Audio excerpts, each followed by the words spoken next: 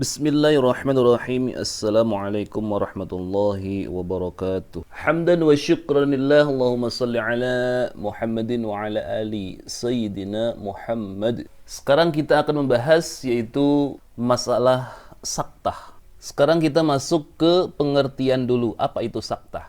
Bisa dilihat di sini, saktah itu adalah berhenti sejenak tanpa nafas. Itu dalam pembacaan saktah, tetapi nanti ada keterangan yang lebih detail kenapa harus ada saktah. Hanya ada 4 ayat atau 4 surat di dalam Al-Quran yang terdapat pada saktah. Saktah ini yaitu berhenti sejenak tanpa bernafas. Nah, di sini sudah ada surat Al-Kahfi. Yang pertama, saktah ada di surat Al-Kahfi. Seperti contoh di sini. A'udzubillahi minasyaitonirrajim. Bismillahirrahmanirrahim.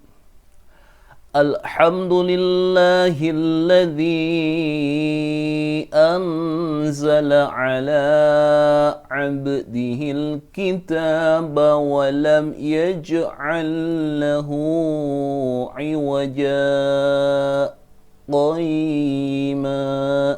Tidak berhenti di iwaja menurut masyhur dari beberapa ulama, yaitu saktah itu harus berhenti tanpa adanya nafas, kemudian melanjutkan ayat selanjutnya. Jadi di dalam saktah di surat Al-Kahfi terjadinya di lafaz iwaja dan qayyima, antara iwaja dan qayyima. Nah, itu menurut para ulama dalam saktah di dalam surat Al-Kahfi, iwaja manfaatnya yaitu untuk menepis dari kesalahpahaman dalam pendengaran. Nah, karena al-iwaja ini dia mempunyai arti bengkok dan qayyima ini mempunyai arti lurus di dalam Al-Qur'annya. Nah, kenapa disaktahkan atau diberhentikan sejenak? Karena kalau tidak diberhentikan dia menjadi mempunyai arti, yaitu dia tidak menjadikan bengkok yang lurus. Itu kalau secara dia menggunakan nafas, iwaja qayyima ini akan berarti bengkok yang lurus. Ketika dia mempunyai saktah, maka dia mempunyai makna lurus dan tidak ada kebengkokan. Artinya, alhamdulillahilladzi anzala ala 'abdihil kitaba wa lam yaj'al lahu iwaja qayyima. Kita bersyukur sama Allah yang sudah menurunkan Al-Quran kepada kita semua, yaitu Al-Quran yang lurus dan tidak ada bengkoknya. Artinya semua Al-Quran ini semuanya ajaran yang lurus dari Allah Subhanahu wa Ta'ala. Makanya itu ditandai dengan saktah agar maknanya tidak secara harfiah, yaitu bengkok yang lurus. Bukan, kalau tidak ada saktahnya maka dia mempunyai arti iwaja qayyima, bengkok yang lurus. Maka Rasulullah SAW itu mengajari kita dengan cara baca yang berhenti sejenak, kemudian melanjutkan ayat setelahnya. Berhenti sejenak tanpa nafas, kemudian melanjutkan ayat setelahnya, yaitu Alhamdulillahilladzi anzala ala abdihil kitaba wa lam yaj'al lahu iwaja qayyima. Kemudian setelah qayyima berhenti di sini, kita mengambil nafas, kemudian melanjutkan ayatnya dengan mengulangi dari qayyima. qayyiman liyunzira ba'san syadidan min ladunhu wa yubashshiral mu'minina alladzin. Ingat ketika di tengah ayat ada alladzin, itu diafdalkan untuk berhenti di alladzina.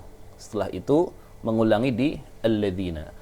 Alladzina ya'maluna as-salihati anna lahum ajran hasana makithina fihi abada wa yunzira alladzina qalu ittakhadallahu walada. Itu contoh saktah yang ada di surat Al-Kahfi. Nah, biasanya di Al-Quran lain, sin ini langsung dia bertuliskan saktah. Kalau di sini, Ini hanya tanda sin, yaitu tanda saktah.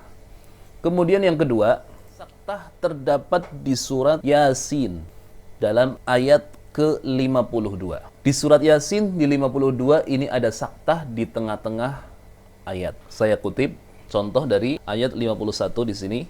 Ada bacaan وَنُفِخَ فِي الصُّورِ فَإِذَا هُمْ مِنَ الْأَجْدَاثِ إِلَى رَبِّهِمْ يَنْسِلُونَ قَالُوا يَا وَيْلَنَا مَنْ بَعَثَنَا مِنْ مَرْقَدِنَا هذا ما وعد الرحمن وصدق المرسلون.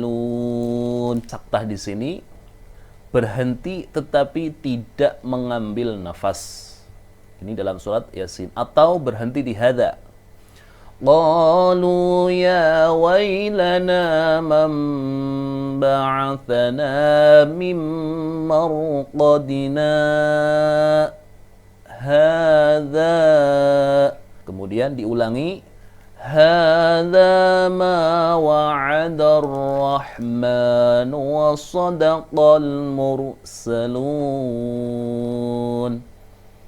in kanat illa sayhatan wahidatan fa idahum jami'un ladaina muhdarun فاليوم لا تظلم نفس شيئا ولا تجزون إلا ما كنتم تعملون.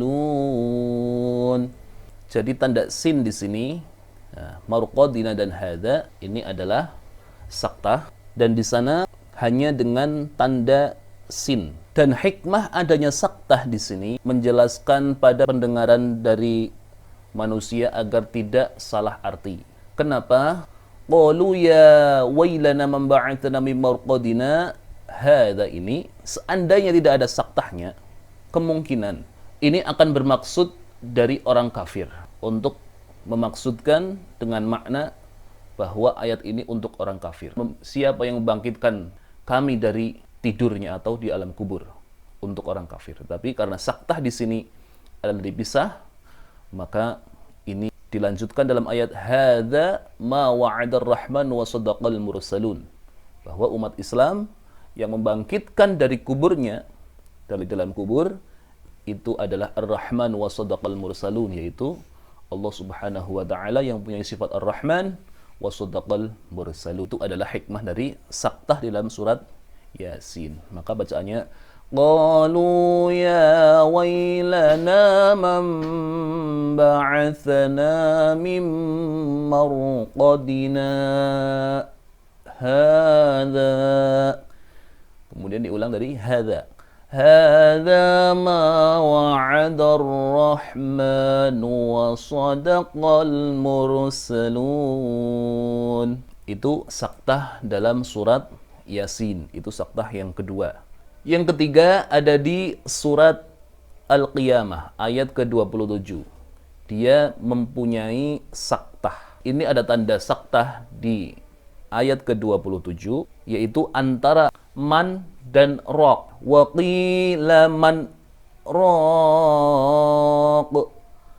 Hikmahnya apa di sini? Hikmahnya yaitu man raq, ketika kita membaca wa qila man raq, man ini menunjukkan kepada manusia, man siapa dia, raq yang menyembuhkan. Tetapi kalau dia tidak ada saktah, maka dia akan dibaca wa qila marraq, yaitu mengidghamkan nun sukun ke huruf ra, atau ra ini seperti tasydid marraq, maka artinya menjadi beda, yaitu menjadi wa qila marraq, dan dia yang hobi berperang atau yang biasa berperang.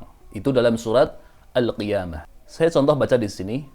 Kalla idza balaghatit taraqi wa qila man raq. Berhenti tanpa nafas. وظن أنه الفراق. Di ayat ke-14 dia ada tanda saktah berupa sin.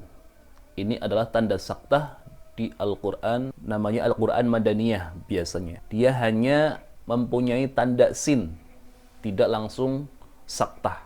Di ayat ke-14 surat Al-Mutaffifin ada ayat Kalla bal rana ala qulubihim ma kanu yaksibun.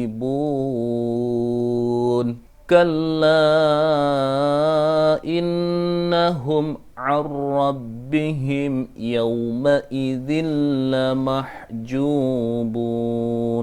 Ini dalam surat Al-Mutaffifin ayat ke-14. Itulah contoh saktah yang dicontohkan langsung oleh Rasulullah SAW dan terus menurun sampai ke para ulama, dan mudah-mudahan kita menjadi manusia yang dipilih ahli Al-Quran.